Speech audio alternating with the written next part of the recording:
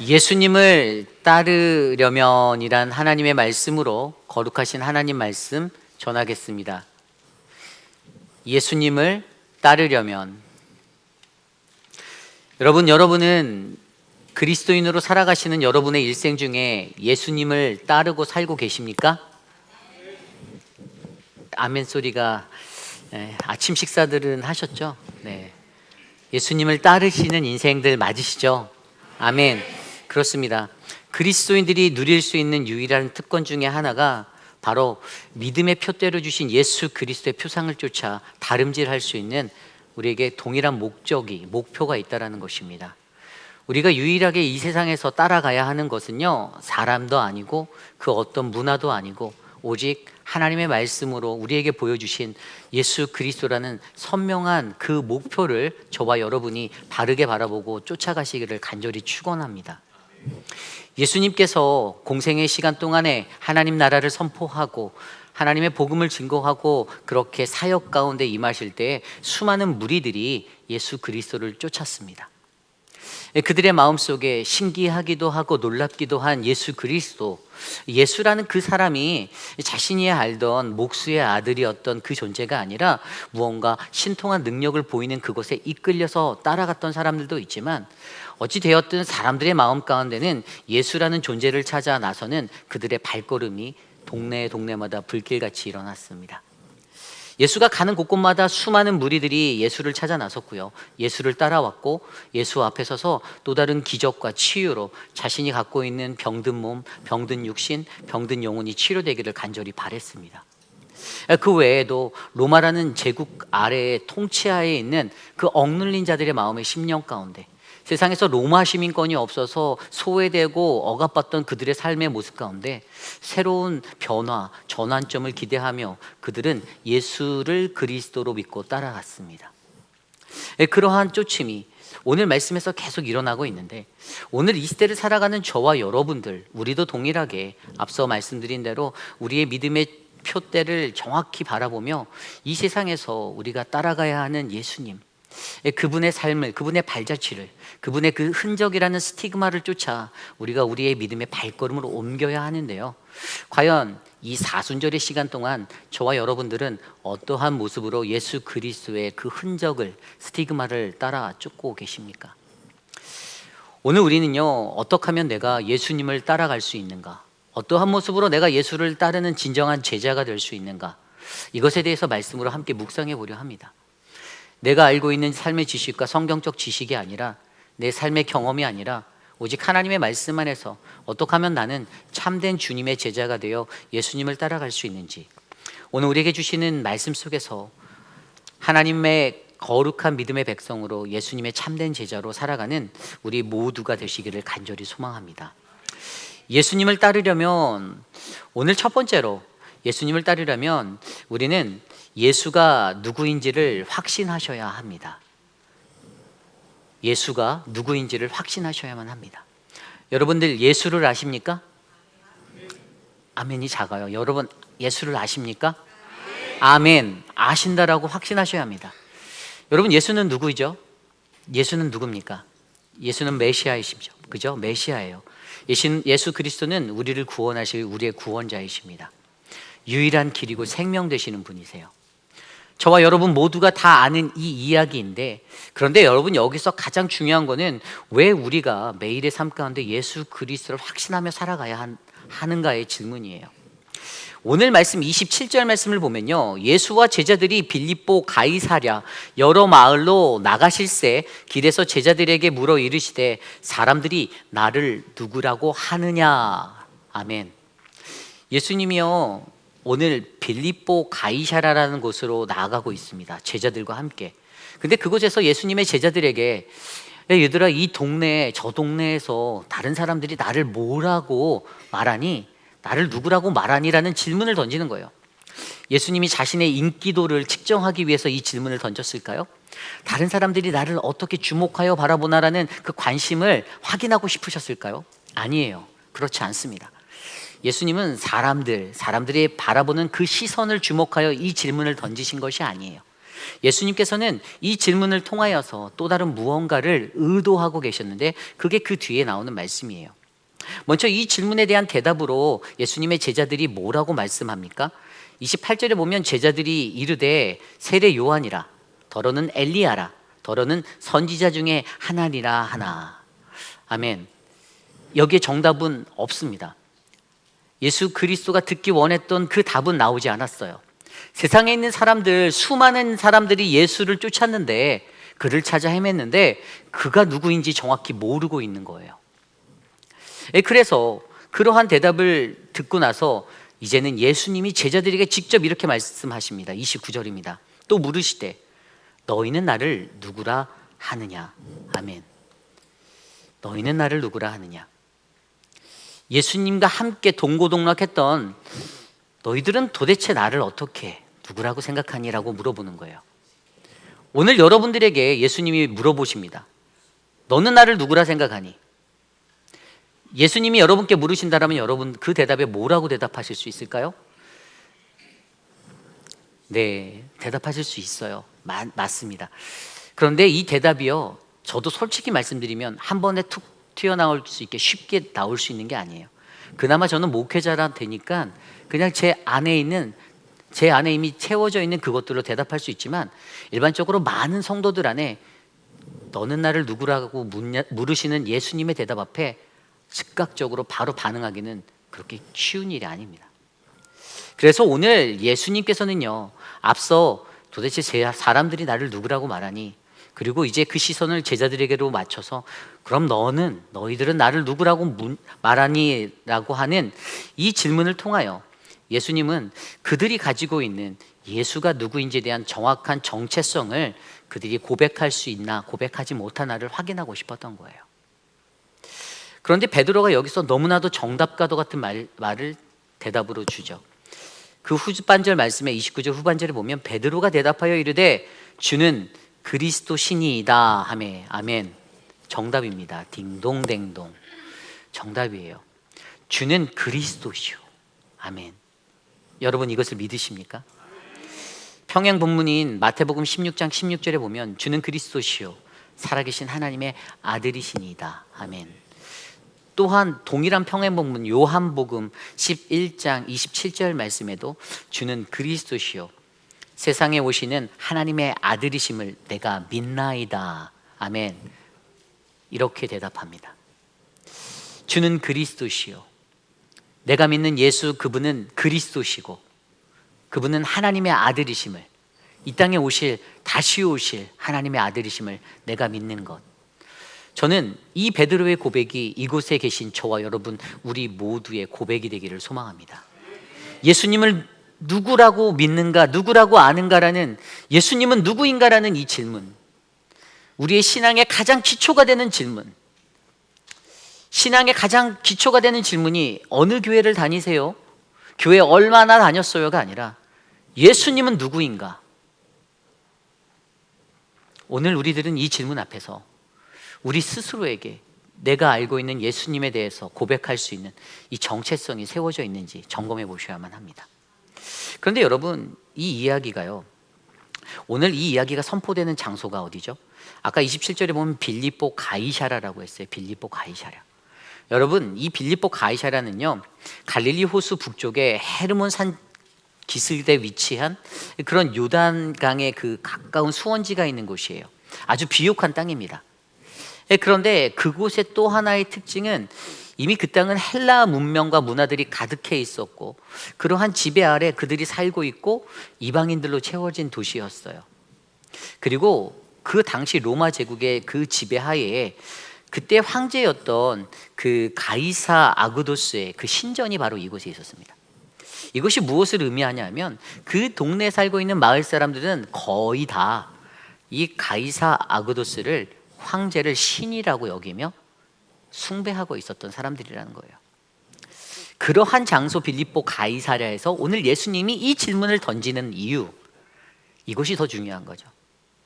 그만큼 우리가 살아가는 이 세상의 속세와 섞여 있는 이 세상 속에서, 그 한복판에서 우리가 나의 구주를 황제가 아니라 바로 예수 그리스도라고 고백할 수 있는 이 선명한 복음의 확신이 우리 안에 있어야 한다는 것입니다. 저는 여러분들의 삶 가운데 그 고백이 있기를 부탁드립니다. 누가 물어보아도 그 어떠한 곳에서, 어떠한 환경에서도, 속세의 한 복판에서도, 저 뉴욕의 타임스퀘어의 한 중앙 안에서도 우리는 예수 그리스도는 나의 구주시고 그리스도시다, 하나님의 아들이심을 선언하는 그 믿음의 고백을 외칠 수 있는 우리 모두가 되시기를 간절히 소망합니다. 그런데 여러분, 이러한 예수 그리스도가 누구인가, 예수는 누구인가라는 이 질문이 왜 우리에게 매일의 삶 가운데 있어야 하나, 왜 그러한 필요가 느껴지나, 이것에 대해서 우리가 한번 고민해 보아야 해요. 왜 우리가 예수가 누구인가라는 질문을 우리의 매일의 삶 가운데 던져야 합니까? 그 이유는 바로 오늘 이 멋진 대답을 해준 이 베드로의 삶을 통해 우리가 알 수가 있습니다. 여러분, 베드로는 어떤 인물이었습니까? 베드로는요, 어부로 있다가 예수님의 부르심을 받아 누가복음 5장에 예수님의 그 말씀을 의지하여 그물을 던져 엄청난 기적을 경험한 후에 모든 것을 버려두고 예수를 쫓았던 사람입니다. 그렇죠? 그리고 오늘 그의 이 멋진 대답은 바로 주는 그리스도이십니다라는 가장 멋진 대답으로 하나님의 아들 되신 예수를 세상 가운데 선포하였습니다. 그런데 이 마가복음 8장을 지나서 여러분, 후에 마가복음 14장에 가면 어떤 일이 일어납니까? 새벽닭이 2번 울기 전에 그는 예수를 그리스도이심을 부인합니다. 예수를 부인해요. 그 회당에서 대제사장들의 있는 그 회당에서 그 종 중에 한 사람이 하나가 나가서, 야, 그 앞에 불을 쬐고 있는 그 베드로를 보고, 야, 너 그 갈릴리에서 예수와 함께 다니던 그 패거리 아니야? 너 그 잔다, 너 같은 패거리지? 딱 이러는 거예요. 베드로가 부인해요. 아닌데, 난 네가 지금 무슨 말인지 모르겠어. 난 네가 하는 말 하나도 모르겠어. 마가복음에 그렇게 기록되어 있습니다. 네가 뭐라고 말하는지, 나는 내가 말하는 것이 무엇인지 알지도 못하고 깨닫지도 못한다, 이렇게 말해요. 부인해요. 그래서 이 여자가 다 당황스러우니까 옆에 있는 사람들한테, 저 사람 맞다니까요, 저 사람 그 패거리예요. 그런데 그때 또 부인을 해요. 아니라니까요, 아니에요, 나 몰라, 너 무슨 말 하는 거야. 그리고 나서 이제 그 들었던 사람들이 그에게, 야, 너 갈릴리 사람이지, 너 그 패거리 맞지? 그렇게 말하는데 그때 베드로가 이렇게 말합니다. 마가복음 14장 71절. 그러나 베드로가 저주하며 맹세하되 나는 너희가 말하는 이 사람을 알지 못하니라 하니. 아멘. 어떻게 해요? 저주하고 맹세까지 합니다. 아니, 주는 그리스도시오라고 고백했던 이전의 삶이 있는데 얼마 지나지 않아서 상황 바뀌고 환경 바뀌니 나 몰라라, 예수가 누군데, 금시초문인데 이해 못하겠어, 나 네 말 어려워, 이러는 거예요. 여러분, 오늘 베드로의 이 모습이 누구의 모습입니까? 우리들의 모습입니다. 이거는 저의 모습이 될 수 있어요. 그래서 두렵습니다. 그때 상황이 바뀌는 그때, 환경이 바뀌는 그때 내가 예수를 부인할까 봐, 내가 예수를 모르는 척 할까 봐, 내가 예수를 그리스도라고 날마다 고백했던 이 말을 거둬들일까 봐, 그것이 두렵습니다. 여러분들은 두렵지 않으신가요? 두렵습니다. 그래서 여러분, 이것을 통해서 우리에게 보여주는 것, 왜 우리에게 매일의 삶 가운데 이 질문이 던져져야 하는가? 예수는 누구인가? 너희는 나를 누구라 하는가라는 이 질문이 왜 우리에게 매일같이 던져져야 하는가? 여러분, 이것을 이해하셔야 돼요. 우리의 연약함 때문이에요. 우리가 가지고 있는 이 연약함. 그래서 예수님이요, 베드로의 삶을 통해서 무엇을 우리에게 말씀하시는지 아십니까? 주는 그리스도시요 하나님의 살아계신 하나님의 아들이십니다라는 이 고백에서 사랑으로 가는 그것들을 요구하고 계신다라는 거예요. 좀 더 정확히 설명드리면 이 고백에서 사랑으로라는 게 뭐냐면, 요한복음 21장에 가면 우리가 너무나도 많이 들어서 알고 있는 예수님 부활 승천 이후에 베드로를 다시 찾아가 만나주신, 그래서 그를 부르실 때, 콜링할 때 누가복음 5장과 오버랩되는 그 이야기 속에서 그물을 내린 그 사건과 동일한 사건으로 그를 만나주셨을 때 예수님이 그에게 던지신 세 질문, 내가 나를 사랑하느냐? 첫 번째 질문이 뭐였죠? 내가 나를 저 사람들보다 더 사랑하니? 두 번째, 내가 나를 사랑하느냐? 세 번째, 내가 너를 사랑하느냐? 베드로의 대답은 주님, 내가 주님을 사랑하는 줄 주님은 아십니다. 내가 주님 사랑합니다라고 고백했던 그 고백. 여러분, 베드로가 이 요한복음 21장의 시점을 지나서부터는요, 순교하는 순간까지 정말 하나님을 위해서 그 예수 그리스도의 복음을 위해 살았습니다. 하나님이 우리에게 원하시는 것은요, 단순히 우리의 입술에 머물러진 고백이 아니라 그 고백을 뛰어넘어 사랑으로 흘러가는, 고백에서 사랑으로 가는, 주님 내가 주님을 사랑합니다, 예수님 내가 주님을 사랑합니다라는 이 믿음의 고백을 우리로 하여금 듣기 원하신다라는 것을 기억하시길 바랍니다. 저는 이곳에 계신 저와 여러분들이 그 고백의 사람이 되기를 원합니다. 예수는 누구인가? 매일의 삶에 아침에 자고 일어나실 때 꼭 던져보십시오. 자고 일어나면서 예수는 누구인가 했더니 예수는 옆집의 아저씨도 아니고 예수는 나의 구원자 그리스도시요 살아계신 하나님의 아들이시며 나를 끝까지 사랑하시는 분, 그래서 내가 끝까지 사랑해야 하는 그 믿음의 존재임을 저와 여러분 우리 모두가 고백하시기를 간절히 부탁드립니다. 이것이 오늘 말씀의 첫 번째, 예수님을 따르려면 예수가 누구인지를 확신해야 합니다입니다. 오늘 두 번째로 예수님을 따르려면 사명자의 올바른 태도로 예수님을 따라가야 합니다. 사명자의 올바른 태도로 예수님을 따라가셔야만 합니다. 여러분, 오늘 말씀 30절 말씀에 이렇게 나와 있어요. 이에 자기의 일을 아무에게도 말하지 말라 경고하시고. 아멘. 여러분, 이 30절의 구절이 주는 그리스도시오라고 고백한 베드로에게, 그 제자들에게 예수님이 말씀해 주신 말이에요. 그리고 이 멘트는요, 예수님이 갈릴리와 가버나움 모든 곳들을 돌아다니며 그의 이적의 사역을 베풀 때 행하셨던, 병든 자를 고치고 그 수많은 이적 가운데 그것들을 경험한 자들에게 말씀하셨고 당부하셨던 말씀입니다. 그런데 오늘 말씀 이 30절과 다음 말씀 31절에 이들의 상황 가운데 엄청난 변화가 일어나는 구절이 마주하게 됩니다. 31절입니다. 인자가 많은 고난을 받고 장로들과 대제사장들과 서기관들에게 버림받아 죽임을 당하고 사흘 만에 살아나야 할 것을 비로소 그들에게 가르치시되. 아멘. 이 말씀이요, 동일한 평행 구절인 마태복음 16장 21절에 보면 이때부터 나타내시니라고 기록되어져 있어요. 예수님이 그 전에는 감추셨어요. 일부러 자신의 계시에 대해서 많이 드러내지 않으셨어요. 암시는 했지만 직접적으로 언급하거나 가르치려고 하지 않으셨어요. 그런데 바로 이 순간부터 예수님께서 어떻게 해요? 자기 계시를 나타내시고 드러내는 자기 계시의 전환점의 시간으로 사용하셨다라는 겁니다. 그동안 예수님께서 앞서서 아무에게도 이 일을 말하지 말라라고 했던 자기의 침묵이라는 이 기법을 사용하시며 기적을 행하시고 행하셨던 복음의 사역들, 그런데 그 침묵 기법을 왜 행하셨죠?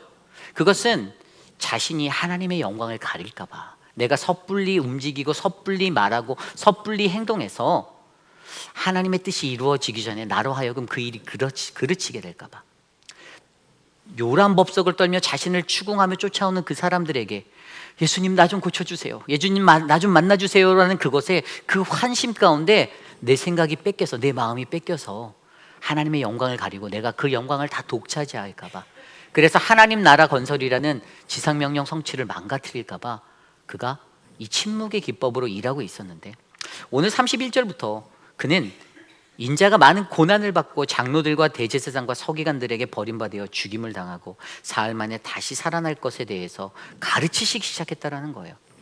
여러분, 이 31절 구절이 굉장히 중요한데 이게 무엇이죠? 여기서 나오는 장로들과 대제사장들과 서기관들은요, 그 당시 사내들인 공의회라는 최고의 율법 기구를 관장하고 있는 3대 사람들의 기관이에요. 이 물줄기예요.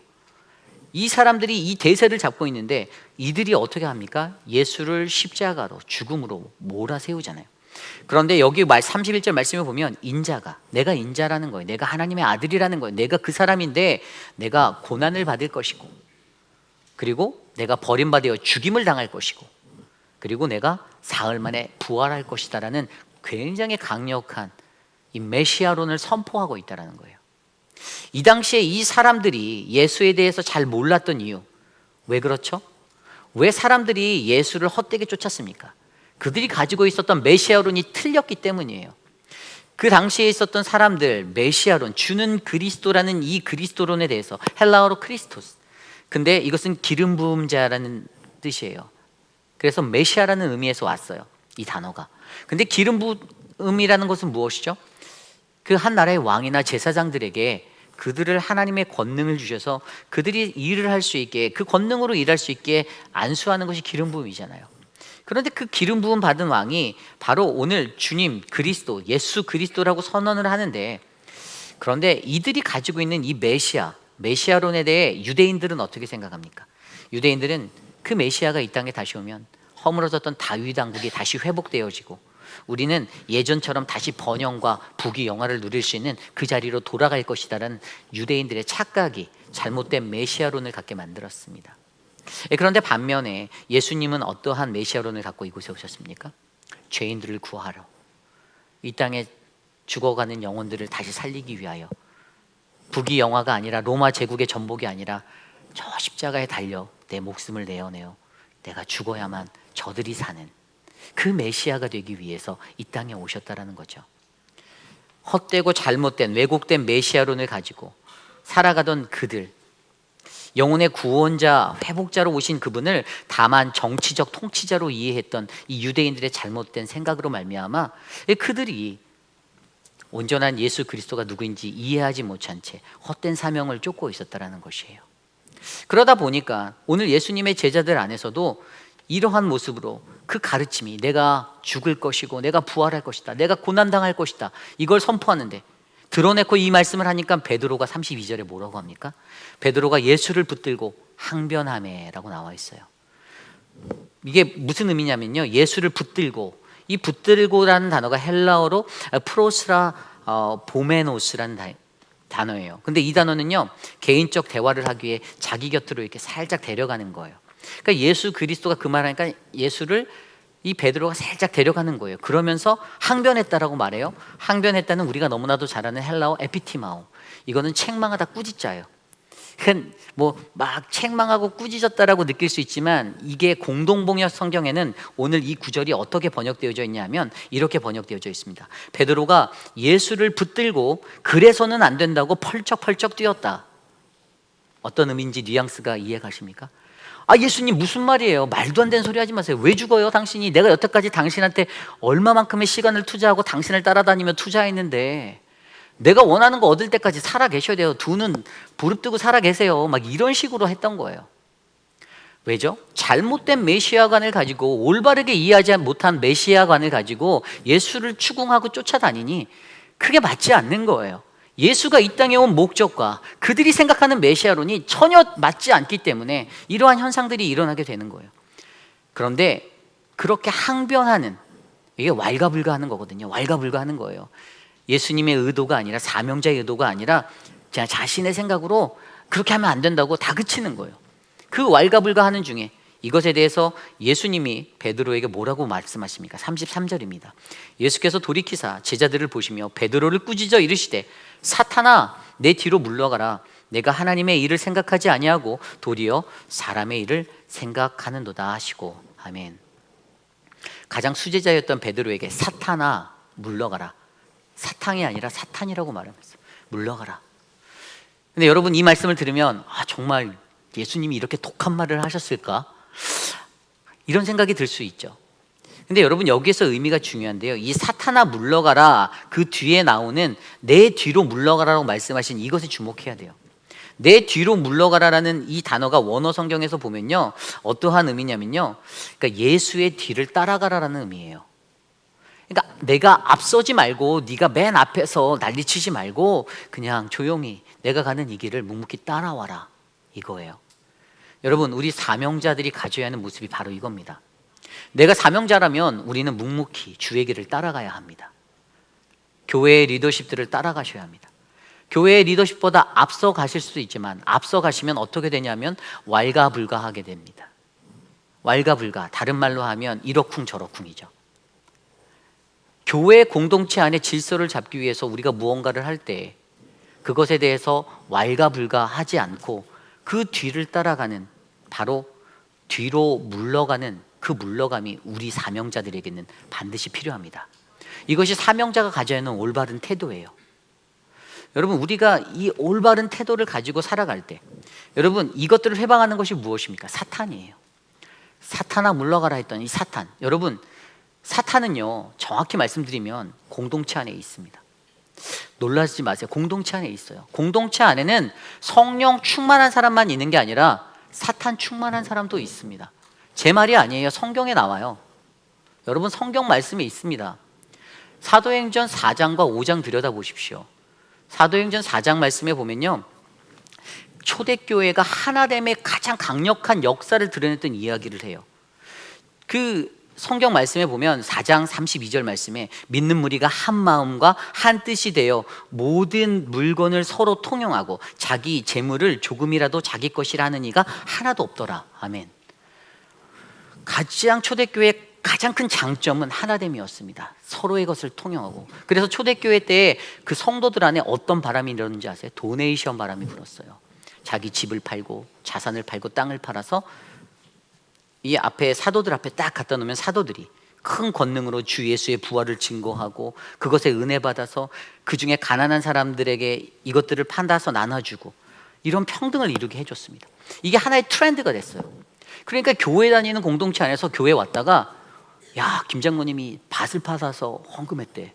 이 소리를 듣고 5장 1절에 나오는 아나니아와 삽비라가 등장하며 그래? 나도 팔아야지. 근데 그거에 자극을 준 사람이 4장 후반절에 보면 그게 바로 누군지 아십니까? 우리가 잘 아는 바나바예요. 요한이라고 불리는 바나바. 그가 그것을 팔아서 정성적으로 성령 충만한 자의 모습으로 드렸더니 아나니아와 삽비아가 그래 그렇게 하자 하고 팔았는데 보고 나니까 좀 아까워서 조금 떼서 좀 덜어놓고 이렇게 숨겨놓고 갖다 줬더니 베드로가 당장 그들에게 뭐라고 말합니까?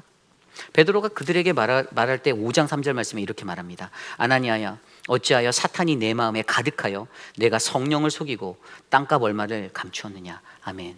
여기에서 가득하여, 헬라어로 플레로, 이것은 fulfill, 충만함이에요. 성령 충만할 때도 이 단어를 쓰고요, 사단 충만할 때도 이 단어를 씁니다. 오늘 아나니아의 마음 가운데 충만한 가득함은요, 바로 이 플레로우는 바로 이 사단의 충만함입니다. 속이려는, 성령을 속이고 하나님을 속이는 그 거짓된 모습들.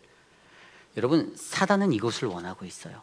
우리 공동체가 사명의 길을 가려고 하는데 앞에서 왈가불가하는 그 모습으로 사단에게 쓰임받아서 공동체가 어지러워질 수도 있고 헷갈려 할 수 있고 혼동되게도 될 수 있습니다. 그렇기 때문에 여러분, 우리들의 삶 속에서 우리를 넘어뜨리려고 하는 이 사단, 우리의 하나됨을 깨트리려고 하는 이 사단의 계략을 저와 여러분들이 물리치셔야만 합니다. 여러분, 우리에게 무엇이 필요합니까? 헨리 나우엔이 이런 말을 했습니다. 하나님 나라의 일을 하는 곳에 사탄이 일을 한다. 그렇죠. 공동체 안에 같이 공존한다라는 것입니다. 그렇다면 우리가 이것이 성령의 역사인지 사단의 역사인지 어떻게 구별할 수 있을까요? 정답은 하나입니다. 성령의 역사는 생명과 관련합니다. 생명을 살리는 것, 그것이 하나님의 목적입니다. 생명을 죽이는 것, 그것은 사단의 목적입니다. 그러므로 저와 여러분, 우리 안에 우리가 사명자로서 사명을 받아 나아가는 그러한 믿음의 사람들이면, 내가 예수를 따라가는 그러한 사명자의 모습이면 올바른 태도로 예수님을 따라가셔야 합니다. 그 올바른 태도는 왈가불가한 인생이 아니라 예수 그리스도가 보여주신 단호한 사명의 선포. 예수님이 사단아 물러가라 했던 그 말이 무슨 의미죠?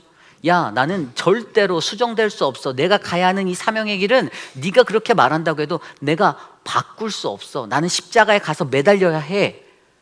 여러분, 이러한 지조가 저와 여러분들에게 있기를 간절히 소망합니다. 오늘 이곳에 모인 저와 여러분 우리들에게 올바른 태도로 사명자로서 예수를 따라가는 우리들이 올바른 태도로 예수님을 섬기고 하나님을 섬기고 교회를 섬기고 공동체를 세우는 믿음의 백성들이 되시기를 간절히 축원합니다. 이것이 오늘 말씀의 두 번째, 사명자는 올바른 태도로 예수님을 따라가야 한다입니다. 오늘 마지막으로 예수님을 따르려면 우리는 주의 제자도를 배워 참 생명의 삶을 살아가야 합니다. 우리는 주의 제자도를 배워 참 생명의 삶을 살아가야 합니다입니다. 오늘 말씀 33절 마지막 말씀에 예수님께서 베드로에게 꾸짖었던 그 말씀, 사단아 내 뒤로 물러가라, 내가 하나님의 일을 생각하지 아니하고 도리어 사람의 일을 생각한다라는 이 말씀. 이 말씀이 끝나자마자 예수님은 34절에 무리와 제자들을 불러 다시 한번 이르십니다. 그리고 여기에서 읽혀지는 이 34절 말씀이 모든 신학자와 모든 목회자들이 알고 있는 예수님께서 보여주신 제자도의 말씀이에요. 이 제자도를 설명할 때, discipleship을 설명할 때 항상 이 말씀을 인용합니다. 34절입니다. 무리와 제자들을 불러 이르시되 누구든지 나를 따라오려거든 자기를 부인하고 자기 십자가를 지고 나를 따를 것이니라. 아멘. 여러분들은 주님의 제자이십니까? 아멘. 주님의 제자라면 주님의 제자가 반드시 가져야 하는 게 있는데, 그것은 사람의 일을 생각하는 것이 아니라 하나님의 일을 생각하는 것입니다. 조금 더 쉽게 말해 하나님의 일을 한다라는 것, 영어 성경에 보면 Your mind on the things of God, 하나님의 것들을 생각하는 거예요. 그러니까 하나님으로 사무치는 거예요.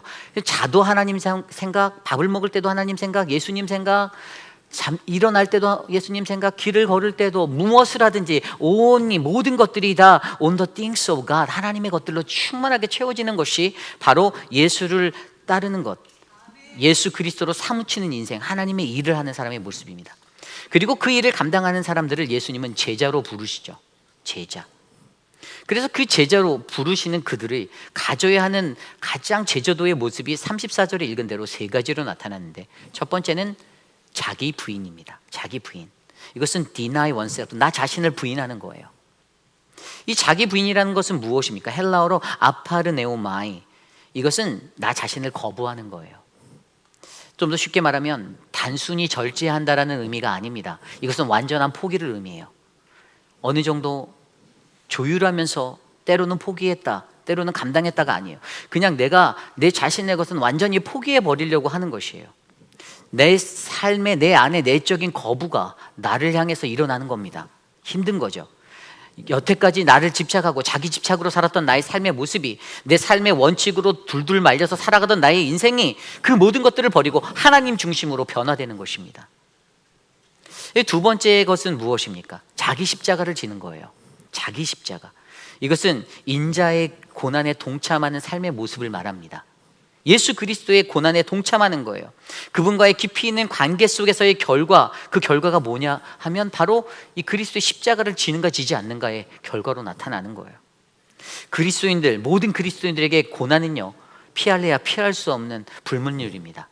우리는 반드시 예수 그리스도를 따라 살아가려면 반드시 고난받아야 합니다. 십자가라는 이것을 짊어지셔야 해요. 고난과 죽음, 그리고 거기에 더해지는 그 부활까지 우리가 다 끌어안아야 합니다. 나는 편하게 예수 믿고 싶은데, 그런데 그렇지 않아요. 그럴 수가 없습니다. 예수를 잘 믿으려면 세상의 모든 곳에서 어느 곳에서든지 예수 잘 믿으려면 늘 고통받습니다. 힘듭니다. 나를 괴롭게 합니다. 사람들과의 관계가 멀어지기도 합니다. 친구들이 떠나가기도 합니다. 세상의 것들이 날 떠나가기도 합니다. 내가 쫓았던 모든 것들이 날 떠나가기도 합니다. 그러나 여러분, 그때 기억하십시오. 그 십자가를 짊어지고 나아갈 때 우리는 예수 그리스도와 나와 함께 되어 나아가는 부활의 영원한 삶을 얻을 수 있음을 믿으시기 바랍니다. 이 로마 시대 때의 십자가형, 그 사형을 얻었던 죄수들은 자신이 달려야 하는 그 십자가를 짊어지고 형장까지 갔습니다. 왜 그렇게 갔을까요? 그 십자가의 고난을 어차피 죽을 거니까 좀 더 당해라, 이거였습니까? 아니에요. 믿는 그리스도인들의 삶 속에서 십자가를 짊어지고 가는 것, 그것은 결국에는 내가 그 십자가에 달려 돌아간다라는 결말을 맞이하게 만듭니다. 그래야만 우리가 부활의 삶이 될 수 있거든요. 저와 여러분 안에 이 자기 십자가를 지고 살아가는 그 인생들이 많이 늘어나시기를 기도드립니다. 그리고 마지막 단계가 나를 따르라예요. 나를 따르라. 이 헬라어로 아콜루데이토, 이것은 현재 명령형으로 쓰여졌는데 이 지속성을 가지고 있어요. 그러니까 한 번 따라가는 게 아니라 계속해서 끝까지 따라간다는 의미예요.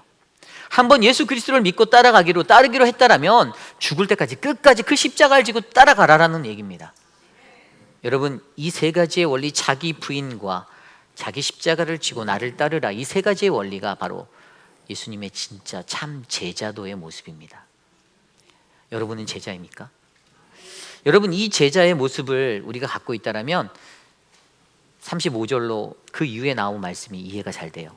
35절, 누구든지 자기 목숨을 구원하고자 하면 잃을 것이요 누구든지 나와 복음을 위하여 자기 목숨을 잃으면 구원하리라. 사람이 만일 온천하를 얻고도 자기 목숨을 잃으면 무엇이 유익하리요? 사람이 무엇을 주고 자기 목숨과 바꾸겠느냐?